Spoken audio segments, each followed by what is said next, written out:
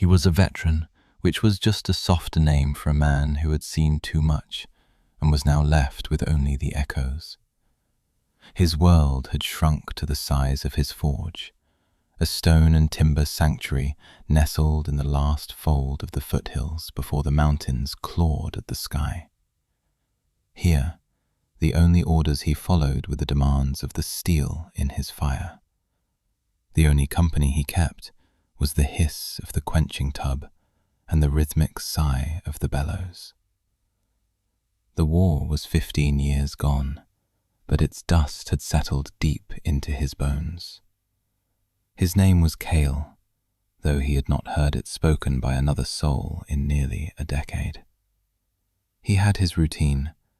Dawn brought the chill and the need to coax the forge's heart back to life. Midday brought the sweat, the clang of the hammer, the shaping of iron into things of use.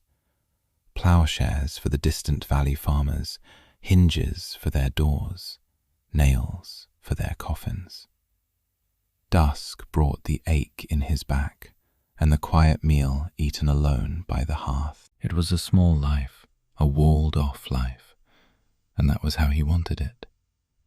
It was a life of passive endurance, a long, quiet wait for the end. Then she came.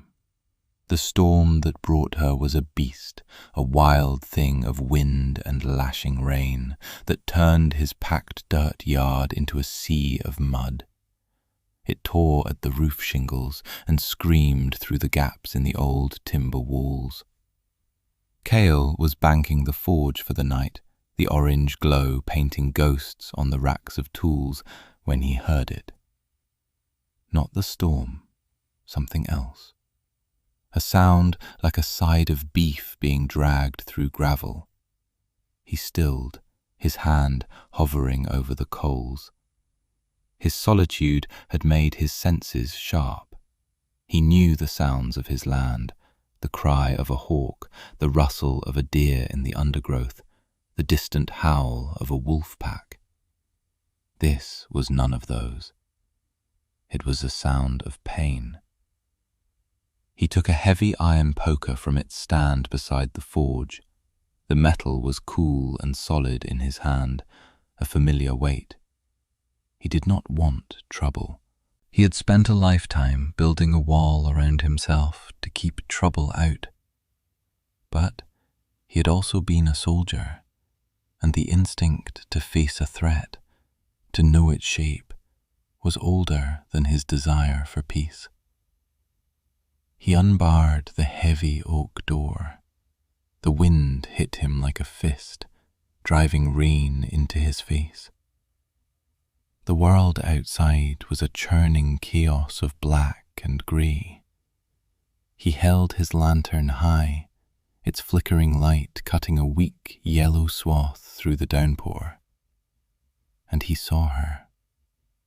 She had made it almost to the forge. Her shape had deeper darkness against the night. An orc. He knew it instantly. The size of her, the sheer bulk of muscle and bone even in collapse. The glint of tusks at her lip, pale in the lantern light. She was on her hands and knees in the mud, head bowed, great shoulders heaving. The sound he had heard was her, trying to crawl the last few feet to his door. Behind her, sprawled in the sucking mud like broken dolls, were two others. Also orcs, also female. His first instinct was a cold, hard knot of fear in his gut. Orcs meant war. They meant raiding parties, burned villages, the screams of the dying. They were the reason his own family was gone, swallowed by a border skirmish that had been called a misunderstanding by the men who drew the maps. He should have slammed the door, barred it, put another bar on it for good measure. He should have gone to the chest where he kept his old service sword, oiled and waiting for a day he prayed would never come. He did none of those things, because in the swaying lantern light he saw the dark stain spreading from her side, turning the mud beneath her to a blacker sludge. He saw the splintered shaft of a crossbow bolt jutting from the thigh of another. He saw the unnatural stillness of the third. These were not raiders. They were hunted. The one in the lead, the big one, managed to lift her head. Her eyes found the light of his lantern.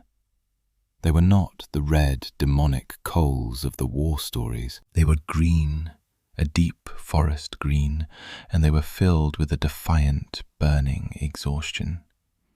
She tried to speak, but only a gurgle of blood and rainwater came out. She collapsed face first into the mud. Cale stood there for a long moment, the wind and rain trying to tear the decision from him. The soldier in him saw a tactical nightmare. The blacksmith saw broken things that needed mending. The man who had lost everything saw a reflection of his own ruin. He muttered a curse at the gods he no longer believed in, at the world that would not let him be, and at himself for the choice he was about to make. He set the lantern down on the threshold, the wind immediately trying to extinguish it. Then he stepped out into the storm. Getting her inside was a nightmare. She was a mountain of inert muscle, slick with rain and blood. He was strong from the forge, his arms corded and his back thick, but it took everything he had to haul her over the threshold. He dragged her across the stone floor, leaving a smear of mud and diluted crimson in her wake, and settled her onto the pile of old furs and blankets he used as a bed near the hearth. Her breathing was a ragged, shallow rasp. He went back for the others. The one with the bolt in her thigh was still breathing, her face a mask of pale, grey-green pain. The third was cold. He left her where she lay. There was nothing he could do for her now, and the living came first. He dragged the second one inside and laid her near her leader. Then he barred the door, shutting out the storm and whatever had been chasing them. The forge, once his sanctuary of solitude, now felt small and crowded and dangerous. It smelled of wet pine from the storm, cold mud, and the sharp, metallic tang of fresh blood. He lit more lamps, driving the shadows back. He stoked the fire in the hearth until it roared, throwing warmth and light onto his unwelcome guests. He was a blacksmith, not a healer, but he had been a soldier. He knew wounds. He started with the leader. He took his sharpest skinning knife, boiled it in a pot of water over the fire, and cut away the thick leather armor and wool tunic from her side. The gash was long and deep, a vicious cut from a serrated blade by the look of it. It was weeping blood sluggishly, already showing the first signs of infection. He cleaned it as best he could with boiled water and clean rags. She groaned, a low, guttural sound from deep in her chest, but she did not wake. He threaded a heavy needle with waxed sinew, the same he used for mending leather. He hesitated for a second, the needle poised over her strange, grey-green skin. This was madness. He was helping the enemy, the boogeymen of his childhood, the reason for his empty life. Then he looked at her face. In repose, the harsh, angular lines of her jaw and brow softened. She looked less like a monster and more like just another soldier on the losing end of a fight. He pushed the needle through her skin. It was tough, like old leather. He worked methodically, his hands sure and steady, pulling the edges of the wound together, creating a neat, ugly seam. He did the same for the other one, pulling the crossbow bolt from her thigh with a sickening wrench and stitching the torn flesh. She screamed, a high, thin sound of agony, and tried to fight him, but she was too weak. He finished his work, bandaged them both with strips of clean linen, and covered them with heavy wool blankets. Then he sat down on his stool by the hearth, the bloody rags and the pot of red-tinged water at his feet. He was exhausted. He had brought the war into his home. He stared into the fire, the iron poker back in his hands, and waited for the dawn. He must have dozed off, because the next thing he knew, the light coming through the high, grimy windows of the forge was grey and weak. The storm had passed, and a blade was at his throat. He did not move. He did not even tense. His eyes flicked down, seeing the glint of steel just below his jaw. It was a wicked-looking knife, cruelly curved, held in a hand that was large, steady, and scarred. He slowly lifted his gaze. The leader was awake. She was leaning over him, her weight resting on one arm. Her face was pale, and sweat beaded on her brow. But her green eyes were clear and sharp, and filled with a cold fire. Her voice was a low rasp, like stones grinding together. Why? It was one word, an Orcish word, but the meaning was universal. He had heard it enough in the war, usually from men who were about to die. Cale met her gaze. He could feel the edge of the blade, a cold promise against his skin. He could smell the fever on her, the scent of the wound he had stitched. He thought about all the possible answers. Because I am a fool. Because I was a soldier once. Because you looked like you needed help. None of them seemed right. None of them seemed true enough. So he gave her the simplest truth he had. You were on my doorstep. He kept his voice low and even. I don't let things die on my doorstep. She stared at him, her eyes searching his face for a lie, for a trick. He saw the suspicion in them, the ingrained mistrust of a creature that had only ever known a world of violence and betrayal. He saw the pain she was trying to hide, the effort it was costing her to hold herself up, to keep the blade steady. Go ahead, he said, his voice barely a whisper. Her eyes narrowed. The pressure of the blade increased infinitesimally. A single drop of blood, warm and thick, welled up and trickled down his neck. If you're going to do it, he said. Otherwise, lie down before you tear my stitches. Silence. The only sound was the crackle of the fire and the ragged breathing of the other wounded orc. He did not blink. He did not look away. He had faced death before. It was an old acquaintance. Slowly, reluctantly, the blade withdrew. She stared at him for a moment longer, a look of profound confusion on her face. Then, with a low groan, she sagged back onto the furs, her eyes closing. The knife clattered from her hand onto the stone floor. Cale let out a breath he had not realized he was holding. He touched his neck. His fingers came away bloody. He picked up her knife, It was a well-made thing, perfectly balanced, the steel dark and oiled, a warrior's tool. He did not throw it in the fire. He did not hide it. He wiped it clean on a rag and set it on the small table beside her furs, within her reach. Then he stood up, his joints popping, and went to make coffee. The world had changed. His quiet had been broken. He did not know if he would survive the day, but for now there were chores to be done. The first few days passed in a haze of tension and unspoken words. He called them 1 and 2 in his head.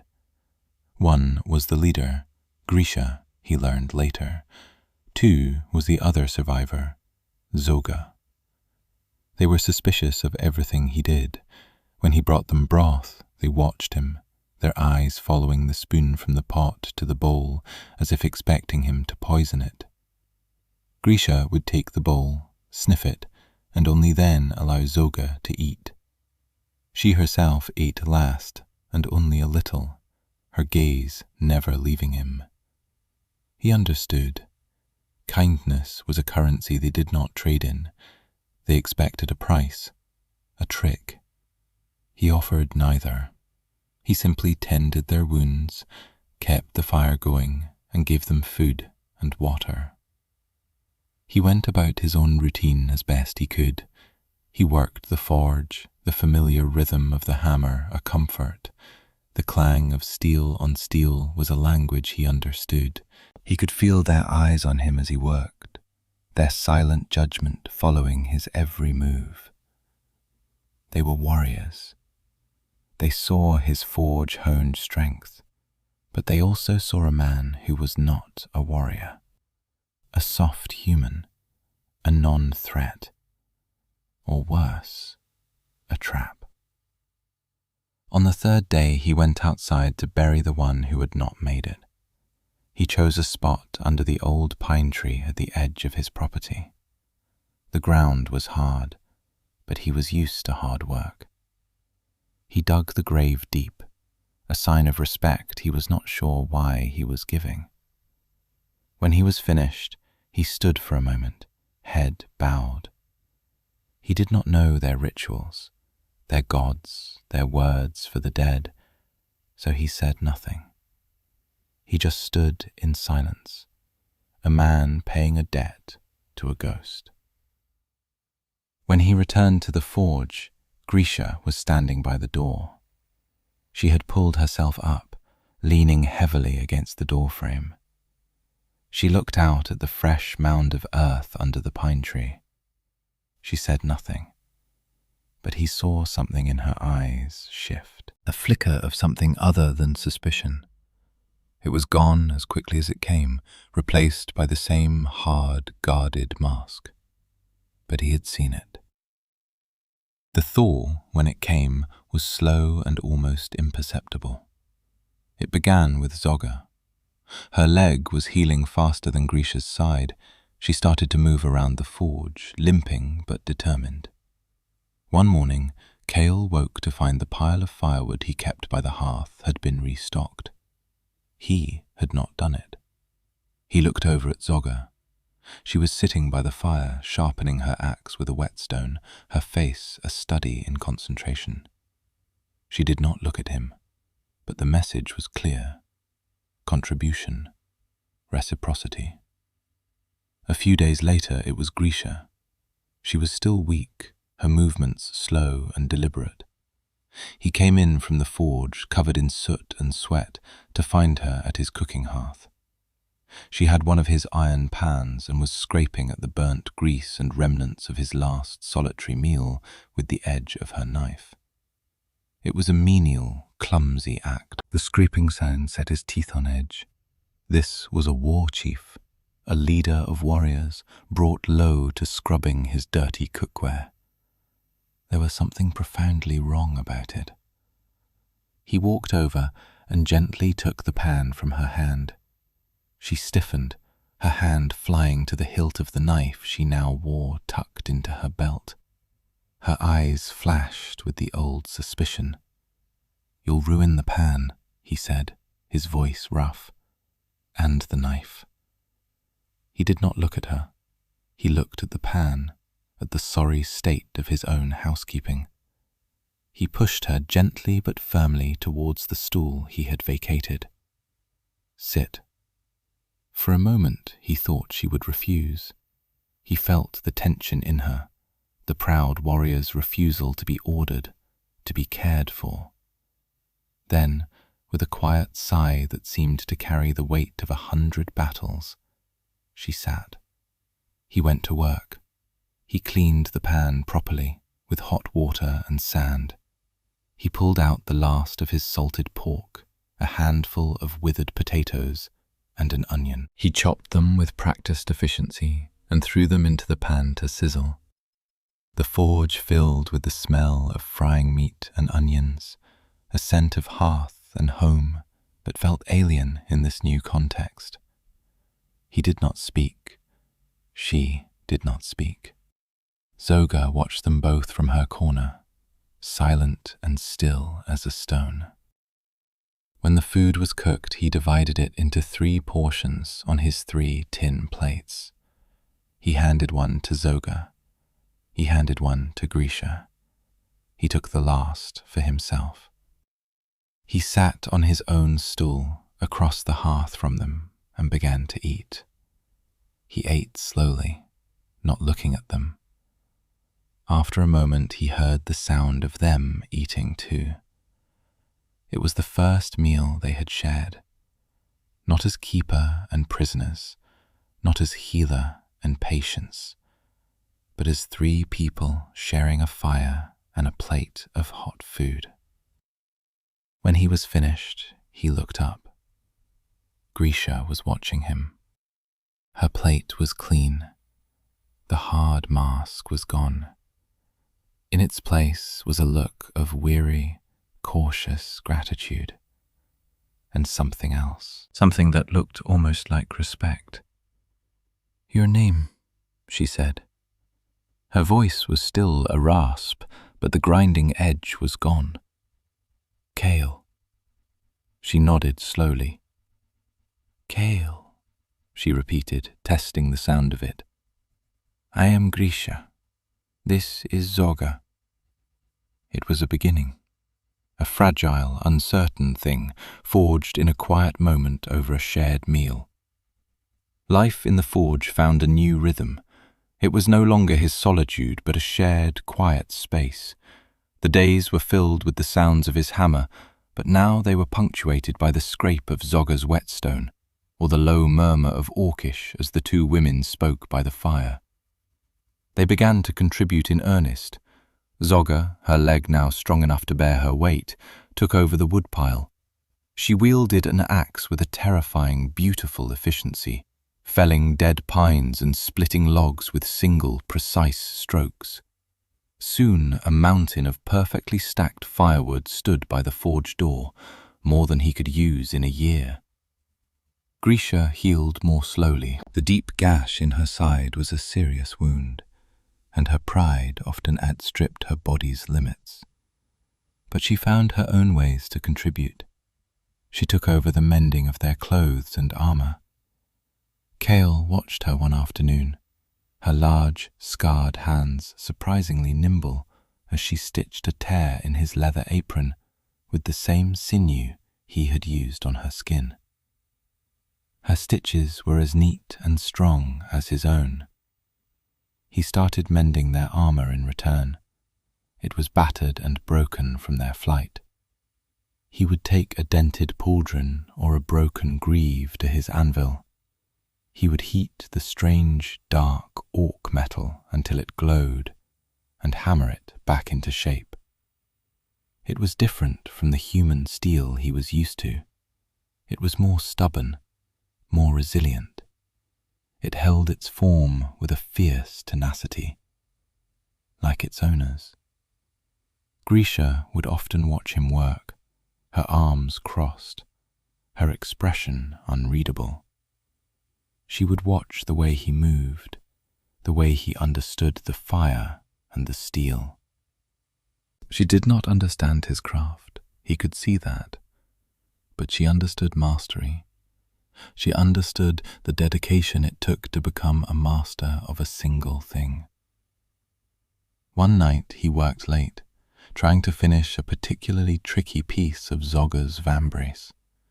The orc metal fought him, and he lost track of time. He finally finished, the piece cooling by the anvil, and realized he had fallen asleep on his stool, his head resting on his arms. He woke with a start, a chill running down his spine. But it was not cold. Someone had draped one of the heavy wool blankets over his shoulders. He looked across the forge. Grisha was asleep on her furs, a faint sheen of sweat on her brow from the lingering fever. Zogger was snoring softly in her own corner. He looked at the blanket, then back at Grisha. It was a simple gesture, an act of care, a reciprocal kindness. It hit him harder than any threat. He sat there for a long time, the weight of the blanket on his shoulders, the silence of the forge pressing in on him. He was no longer just their keeper. He was becoming something else, and it scared him more than any orc with a blade at his throat. They started to talk. Not long conversations, just fragments offered up in the quiet moments by the fire after the day's work was done. "That scar," she said one night, nodding towards a pale, jagged line on his forearm. "Goblin spear. Long time ago," he said. "The war?" He nodded. "I was a blacksmith for the 5th Legion." "You fight?" she asked, her tone neutral. "When I had to," he said. "But I was better at mending swords than swinging them." He did not tell her about the skirmish that took his wife and son. He did not tell her about the years of rage and grief that had finally cooled into this cold, quiet resignation. Some wounds were too deep to show. She seemed to understand. She offered a piece of her own story in return. "My clan, we live in the Dragon's Tooth Mountains," she said, staring into the flames. "The air is thin and cold, makes you strong." "What happened?" he asked, his voice gentle. Her jaw tightened. The mask of the war chief slammed back into place. "Betrayal," she spat, the word a curse. "One of my own, Urgak. He wanted power. He made a pact with our enemies." She did not say more. She did not need to. He had seen it a dozen times in the war. Ambition, greed, the lust for power. It was a story as old as swords. He understood betrayal. He had felt betrayed by the commanders who sent his family into a death trap. He had felt betrayed by the world that kept spinning after his had stopped. He looked at her, this proud, wounded leader, and saw not an orc, but a fellow survivor, another veteran of a war that never truly ended. The quiet could not last. He knew it in his bones. The peace he had found in this strange, new domesticity was a fragile thing, a glass bubble in a world of hammers. The first sign of trouble was subtle. He was checking his snares at the edge of the woods, a task he had done 1,000 times. He found a track in the mud that did not belong. It was a large, booted footprint, deep and heavy, too large for a human, and it was fresh. He followed the tracks, his heart a cold, heavy stone in his chest. They led him in a wide circle around his forge, always keeping to the cover of the trees. A scout. They had been found. He erased the tracks as best he could and hurried back to the forge. He did not need to say a word. Grisha saw the look on his face. She was on her feet instantly, her hand on her knife. "How many?" she asked. "One, I think," he said. "A scout." He was careful. Zogga was already checking her axes, her face grim. The air in the forge changed. The fragile peace shattered. The tension was back, a coiled snake in the center of the room. "We must leave," Zogga said, her voice a low growl. "No," Grisha said. She looked at Kale. "This is your land, you know it."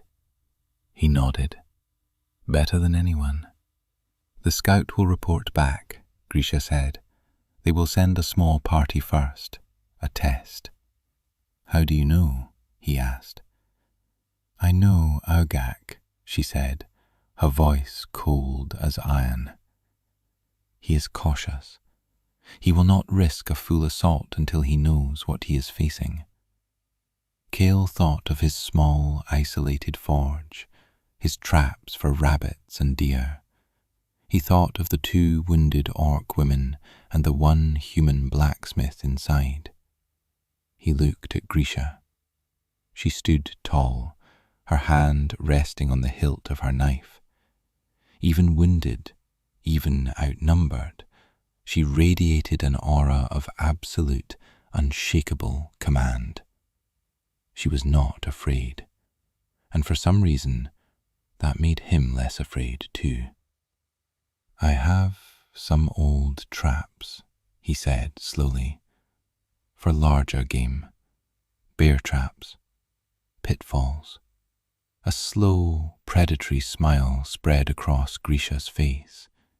It was the first time he had seen her smile. It was a terrifying and beautiful thing. "Show me," she said. They spent the next day preparing. Kale led them through the woods, showing them the hidden paths, the natural choke points, the places where the ground was soft enough for a pit. He worked with Zogga to dig a deep pitfall on the main trail, covering it with a clever lattice of branches and leaves. He reset his old, rusted bear traps, their iron jaws hungry for a different kind of prey. Grisha directed them, her tactical mind sharp and clear. She saw the terrain not as a forest, but as a battlefield. She pointed out lines of sight, fields of fire, ambush points he had never considered. They worked together in a strange, silent harmony. The human blacksmith with his knowledge of the land, and the orc war chief with her knowledge of war. By the time dusk fell, they were ready. They did not have to wait long. They came in the dead of night, a party of 5 orcs, moving through the woods with arrogant confidence. Kale and the 2 women watched from a rocky outcrop overlooking the trail. The orcs were loud, their low, guttural voices carrying in the still night air. They were not expecting resistance. The first one fell into the pitfall with a surprised grunt and the sickening snap of a bone. The others froze, confusion turning to alarm. That was when Zogga, hidden in the trees, threw her axe. It spun end over end, a dark blur in the moonlight, and embedded itself in the chest of another orc. He fell without a sound. 3 left. They scattered, roaring in rage and surprise, and ran straight into the line of bear traps Kale had set. A scream of agony echoed through the woods as one of the traps snapped shut on an orc's leg. The last two hesitated, trapped and confused. And that was when Grisha charged. She moved with a speed and ferocity that belied her healing wound. She was a whirlwind of dark metal and green fury. Her blade sang in the night air. It was over in seconds. She dispatched both of them with a brutal, efficient grace that was both horrifying and mesmerizing. Cale watched, his heart pounding in his chest. He had seen battle before. He had seen men die. But he had never seen anything like this. It was not a brawl. It was an execution. Silence fell over the woods, broken only by the groans of the orc in the bear trap.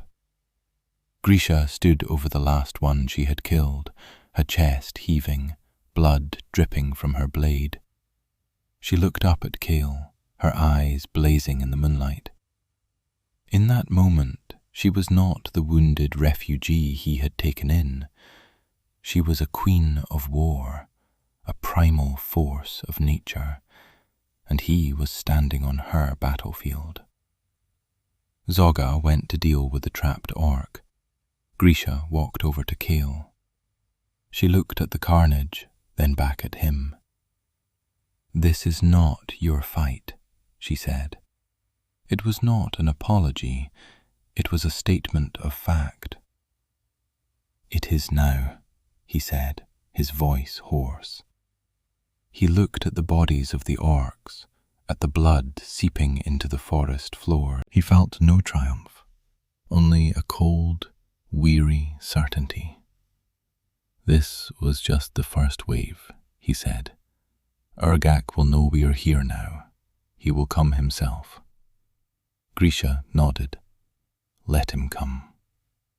They returned to the forge. The victory had bought them time, but they all knew it was not enough. The revelation of what Grisha truly was came not from her, but from the enemy. A few days after the skirmish, a lone rider approached the forge. He carried a white banner, a tattered piece of cloth that did nothing to hide the arrogance in his posture. It was Urgak himself. He stopped just out of bow range, his massive form seated on a giant, shaggy war beast. He was bigger than Grisha, with a cruel, twisted sneer and tusks that had been sharpened to deadly points. Grisha and Zogga stood in the doorway of the forge, weapons in hand. Cale stood behind them, his old service sword in his hand. It felt heavy and unfamiliar after years of disuse. "Grisha, war chief of the Blood Tusk," Urgak roared, his voice echoing across the clearing. "Daughter of Grohl, last of the pure bloodline, hiding in a human's hovel? Have you fallen so far?" Cale's blood ran cold. War chief, daughter of a king, last of a bloodline. He looked at the woman standing in front of him, the woman he had shared meals with, whose wounds he had stitched, whose blanket now lay folded on his own bed. She was not just a warrior. She was royalty, a queen in exile, and she had not told him. A wave of cold fury washed over him, so intense it made him dizzy. He felt like a fool, a simple, stupid blacksmith, caught in the middle of a power struggle he could not possibly comprehend. He had been used. His home, his safety, his quiet life, all of it had been a convenient lie for her to hide behind. The fragile trust they had built, the quiet moments of connection, all of it felt like a lie now. "Come out, Grisha," Urgak taunted. "Face me. Or will you let this soft skin die for you?" Grisha did not turn. She did not look at Cale. Her focus was entirely on Urgak. "Leave, Urgak," she said, her voice low and dangerous. "You have no claim here." I have the claim of strength, Ergak roared. The clan follows the strong, and they will follow me when I bring them your head. He laughed, a harsh, ugly sound. But I am merciful. I will give you a choice. Come with me now, swear fealty. I will make you one of my wives. Your bloodline is too valuable to waste. Zoga spat on the ground. Grisha stood unmoved, a statue of defiance. Ergak's eyes scanned the forge, and for the first time, they seemed to notice Kale. He sneered. Or perhaps you prefer the company of this thing, this blacksmith. What has he offered you, Grisha? A warm fire, a mended pot? Is that the price of the blood-tusk throne? The words were meant to mock her, but they struck Kale like a physical blow. They highlighted the gulf between them, the impossible chasm of status and species. He was just a blacksmith. She was a queen. The connection he thought they had was a fantasy. He was nothing to her but a temporary convenience. He felt a bitter, hollow ache in his chest, a pain worse than any wound. It was the pain of betrayal. You have until dawn, Grisha, Ergak shouted, wheeling his mount around. Join me, or I will burn this shack to the ground with all of you inside it. He galloped away, leaving a heavy silence in his wake.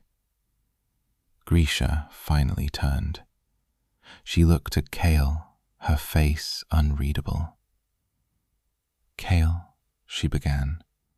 Don't, he said, his voice flat and dead. He lowered his sword. War Chief, daughter of Grol, you should have told me. You would not have helped me, she said. You don't know that, he shot back, his voice raw with hurt. You didn't give me the choice. You used me. You used my home. I did what I had to do to survive, she said, her voice hard. We all do, he said, turning away from her. He walked to his anvil, the cold heart of his world, and placed his sword upon it. He felt her eyes on his back, but he did not turn around. The forge was silent. The trust was broken. And outside, an army was gathering. The final siege began just before dawn. They came not as a scouting party, but as a wave of destruction. Dozens of them, a sea of dark armor and snarling faces, their war cries tearing the morning quiet to shreds. The first fire arrow thudded into the roof, and Kale knew his home was already lost.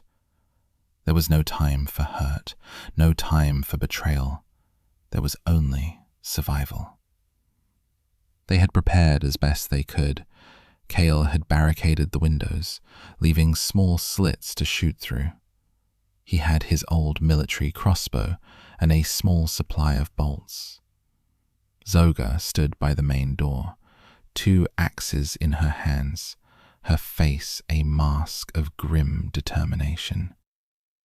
Grisha moved through the forge like a caged tiger, her eyes blazing. Her wound was still not fully healed, but she ignored it. She was no longer a refugee. She was a war chief, and this was her last stand.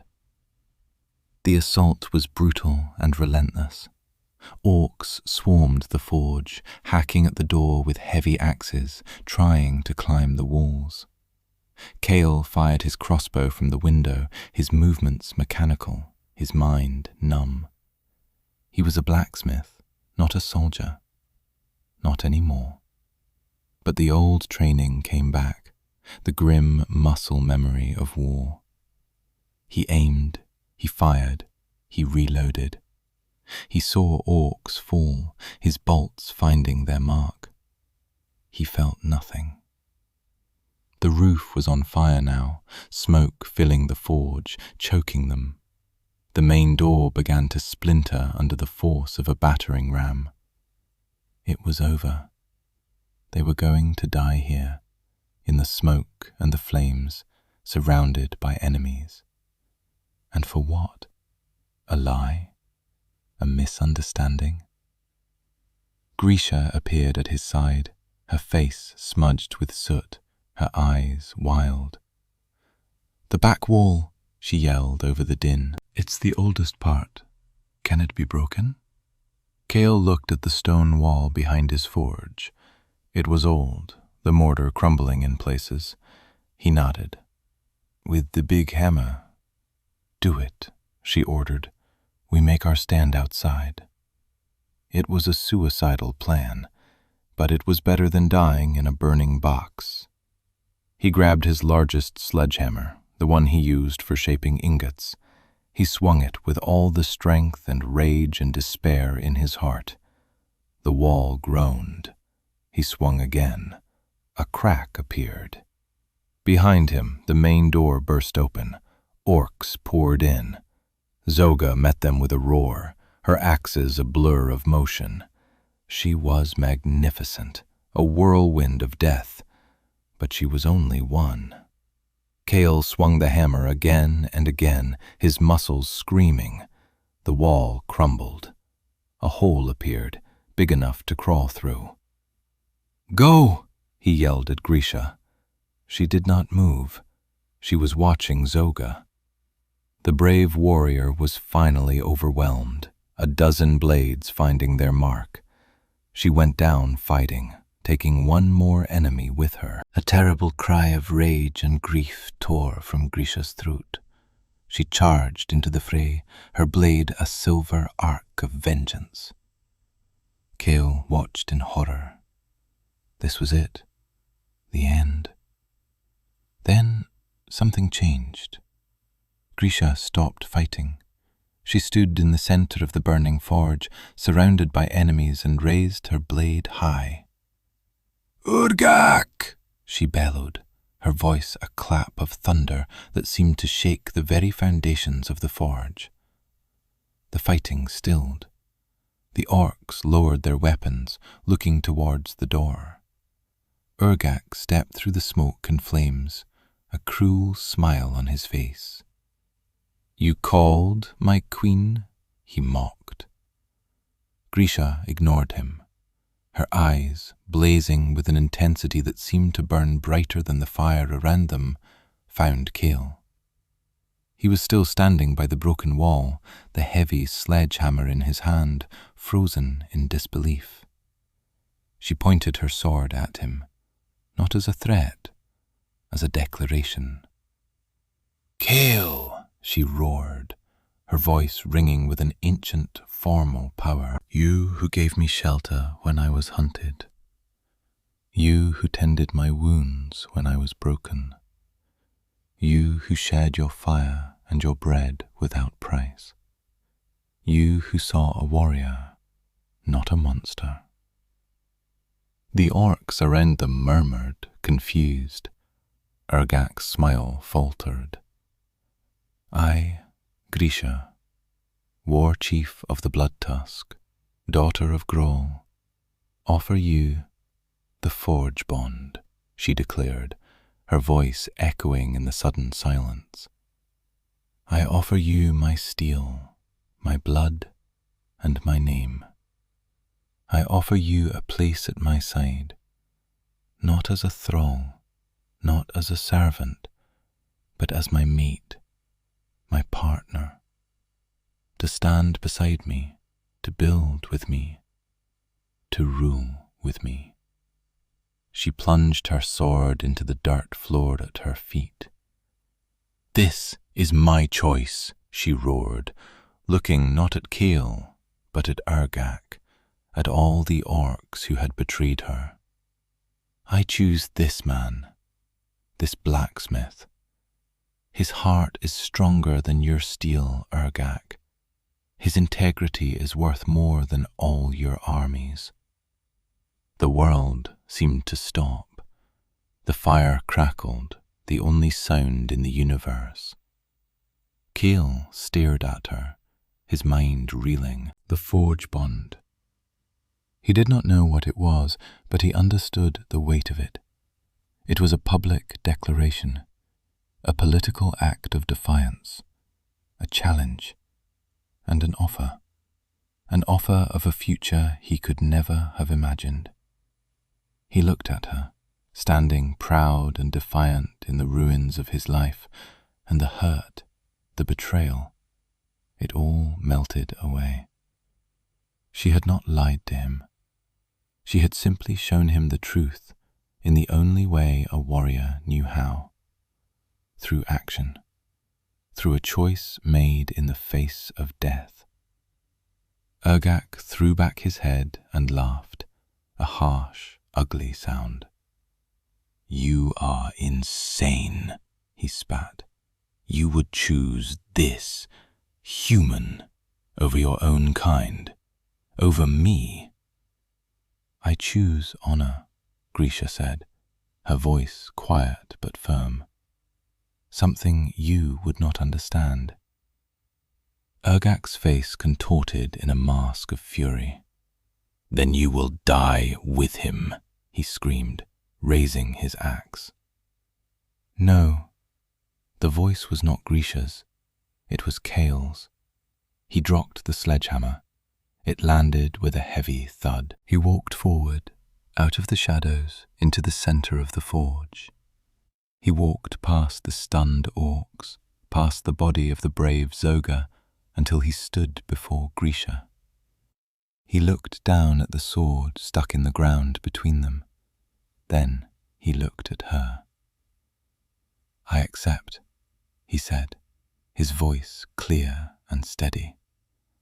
A flicker of relief, so profound it was almost painful, crossed her face.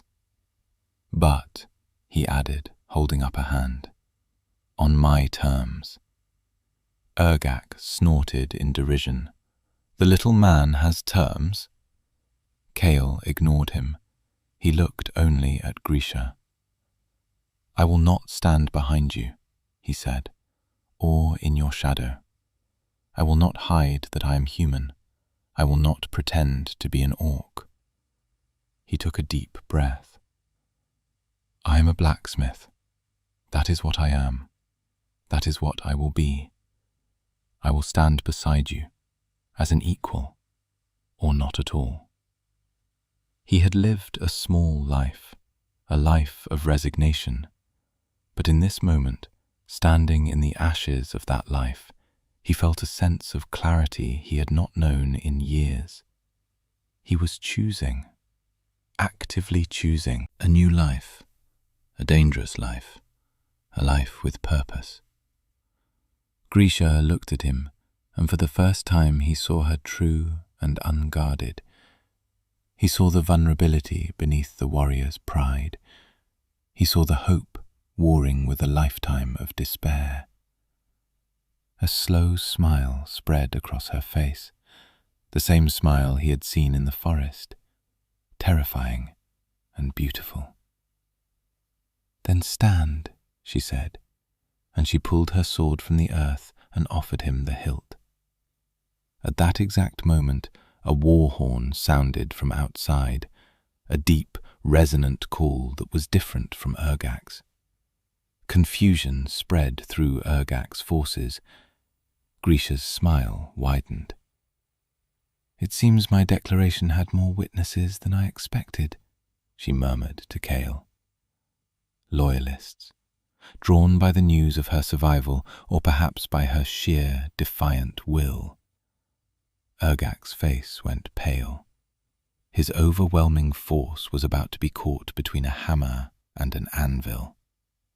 He looked at Grisha, at Kale, and at the burning forge. He had lost. With a roar of pure frustration, he turned and fled, his remaining warriors scrambling after him. The battle was over. Kale and Grisha stood alone in the ruins of the forge, smoke and steam rising around them. The roof had collapsed. The walls were blackened stone. Everything he had built was gone. He looked at the sword in his hand, her sword. He looked at his home, now a funeral pyre for a life that no longer existed. He felt a pang of loss, sharp and deep. Then he felt Grisha's hand on his arm. Her touch was firm, grounding. "Home is not a place," she said, her voice soft. "It is a people." He looked at her, at the loyal warriors now gathering outside, their faces a mixture of awe and reverence for their returned war chief, and for the strange human at her side. He knew this was the start of a new war for him, a war for acceptance, for respect, a war to prove that a blacksmith could stand beside a queen. He nodded slowly. "Let's go home," he said, and together they walked out of the ashes and into the dawn. The months that followed were the hardest of his life. The Blood-Tusk Fortress was a brutal, vertical city carved into the face of the Dragon's Tooth Mountains. It was a place of biting winds, thin air, and a culture as hard and unforgiving as the rock it was built on. Kale was the only human. He was an oddity, a curiosity, and a target. The orc warriors, bred for battle and valuing only physical prowess, looked at him with contempt. They saw his lack of tusks, his smooth skin, his relatively small stature. They called him soft skin, blunt tooth, Grisha's pet.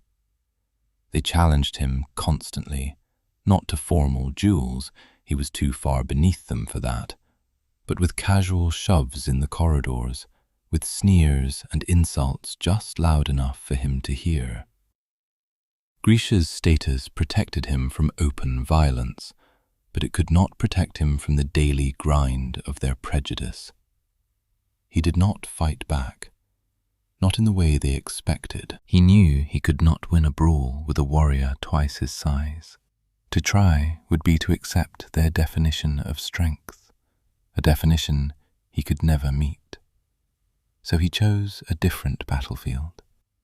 The clan's forge was a disgrace. It was a dark, smoky cave with a broken bellows and a collection of crude tools.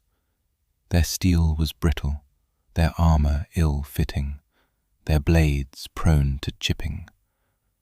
They were fierce warriors, but they were poor craftsmen. This was a language Kale understood. He claimed the forge as his own. He did not ask permission. He simply started working. He rebuilt the forge from the ground up, using his knowledge of heat flow and ventilation. He repaired the bellows, reinforcing the leather with techniques they had never seen. He carved new, more efficient channels for the mountain streams to power a water wheel, a concept that left the orcs staring in dumbfounded awe. Then he started working the metal. He showed them how to fold steel, how to laminate hard and soft iron to create blades that were both sharp and resilient. He introduced quenching oils and tempering techniques that turned their brittle weapons into masterpieces of deadly art. He did not lecture, he did not boast, he just worked. He let the results speak for him. Slowly, things began to change. A warrior whose axe had been reforged by Kale survived a blow that would have shattered his old weapon. A captain's life was saved by a new breastplate that turned a blade that would have pierced his old one. The insults did not stop overnight, but they became less frequent. The sneers were replaced by looks of grudging respect.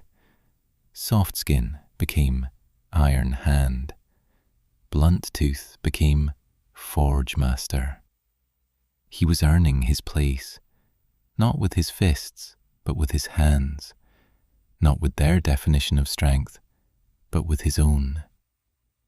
Grisha watched it all, her pride in him a quiet, steady presence. She never interfered, never ordered her clan to respect him. She knew he had to earn it himself. She gave him space, she gave him resources, and she gave him her unwavering trust. It was more than enough.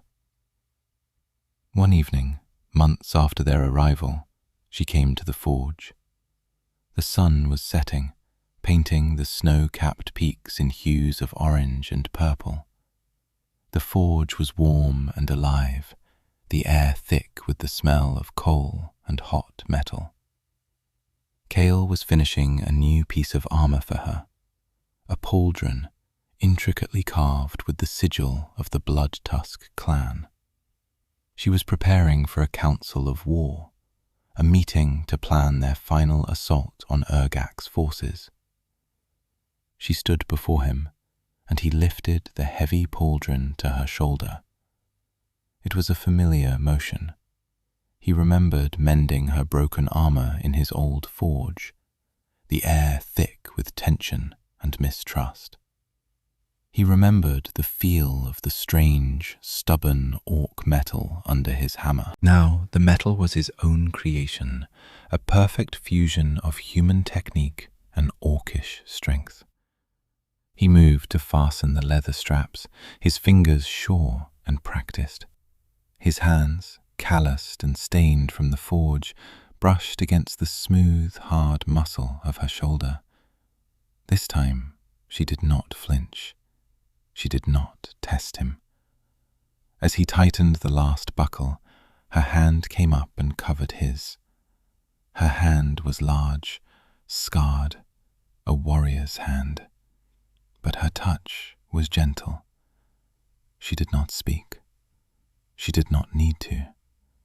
In her eyes he saw everything: acceptance, partnership, love, in its own fierce, unspoken way.